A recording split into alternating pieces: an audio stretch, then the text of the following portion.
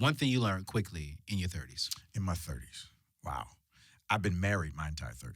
Your entire 30s. When did you get married? 18. 18? I don't advise it. Wait. Is your wife watching it? She doesn't advise it either. If you just tuned in, y'all, you are watching, you're watching The Table. We're having a conversation with Pastor Faison, senior pastor, lead pastor of Watson Groves Baptist Church here in Nashville and Franklin, Tennessee. And we're just having a conversation about the coronavirus and just really giving us some spiritual wisdom on how to really handle what's happening right now. I have a segment here at The Table that I'm always trying to grow our millennials. Okay. I have this segment called One Thing You've Learned. And you're a young man, just turned 40. Yeah. And a lot of the people watching right now are in between the ages of 18 to about 34. Yeah. Okay.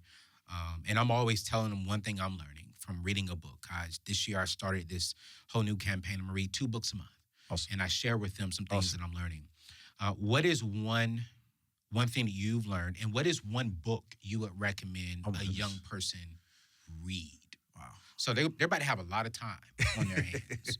So when before they watch Netflix, before they jump on IG, before they get on the phone and, gossip about what's happening in America and how we're about to die, what is one book they should read? And then what is one thing that you've learned within your 30s? You just crossed over into your 40s.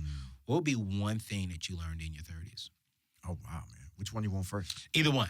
Okay, let's do the book first. Let's go. Man, there's a book that I can attribute to changing my life. Okay. And accelerating my relationship with God. Okay. It is a book called The Celebration of Discipline. Ooh. It's by Richard J. Foster. Hold on, wait. I'm going to write that down because I haven't heard of that book. Oh, man. Oh, goodness. Celebration of... Probably 25 million copies sold worldwide. Celebration of Discipline. Okay. By Richard J. Foster. And y'all, we're going to put that in the description below, you guys, all right?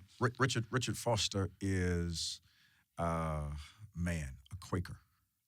Okay. Like old school faith, but contemplative type faith. Man, this book was written probably in the late 70s, early 80s. But, man, it is down, practical, very, very understandable steps to spiritual disciplines. Wow. He breaks down 9 spiritual disciplines in that book. And man, they're the ones you expect: the discipline of prayer, discipline of meditation, discipline of joy. But then they're the ones you don't expect: the discipline of silence, the discipline of solitude, the discipline of celebration. How these disciplines really help shape and curate a spiritual life. Man, I've known Jesus Christ. I embraced Christ in 1994. Wow. Bishop Gus. Yeah. Okay. Yeah. 1994, when I was 14. One of my mentors. Yeah, man. I've known Christ for a long time. Let me take it back. I've been a Christian for a long time. Gotcha. I've not known Christ for a long time. I feel you on that. Right? I got sent to Iraq in 2006 to serve in the military. Yeah. 2006, 2007. Man, I went to Iraq in love with ministry, in love with what I do. I left Iraq in love with God. There's a difference. What happened in Iraq was I developed a devotional life.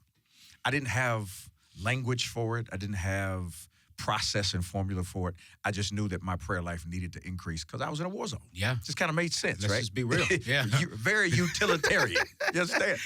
But man, when I came back, I got introduced to this book, and this book started to give me, feet and hands to what I've been conceptualizing, what I've been doing in Iraq. And man, this book changed my life. I read it every January. Wow. And have since 2008. Every January. It orders my year. Because, man, if you can order the internal life, then the external response is really simple.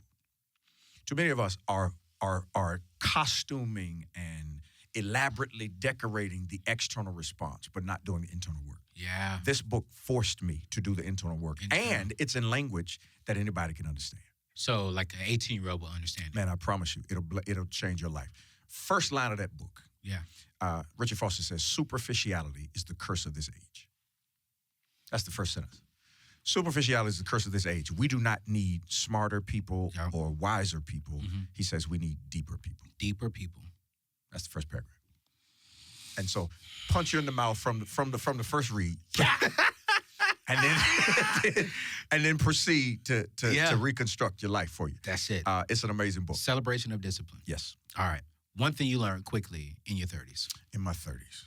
Wow. I've been married my entire 30s. Your entire 30s. When did you get married? 18.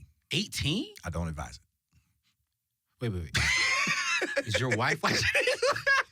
She doesn't advise it either.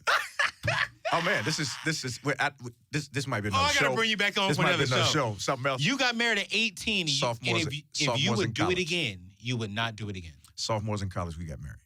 You were married to the same person, just not at 18. Yeah. I love your wife. She's so cool. Listen, she's amazing. No, I've met her one time, and listen, I'm like, that's one cool. That's my good. When I find a woman, she got to sit down and do it. I mean, I just love her spirit, man. That's my lady. That's my lady. But we had to grow up. See, when you get married that young, you're still growing up. Yeah. And then you end up growing apart. And then you got to come back together. We were just fortunate enough to stay together long enough to be able to come back together. I don't advise anybody to get married in college. So, am I late at 35? Absolutely not.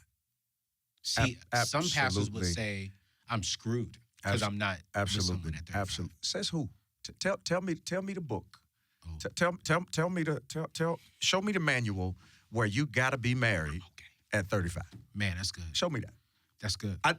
I'm missing something. Hey, man.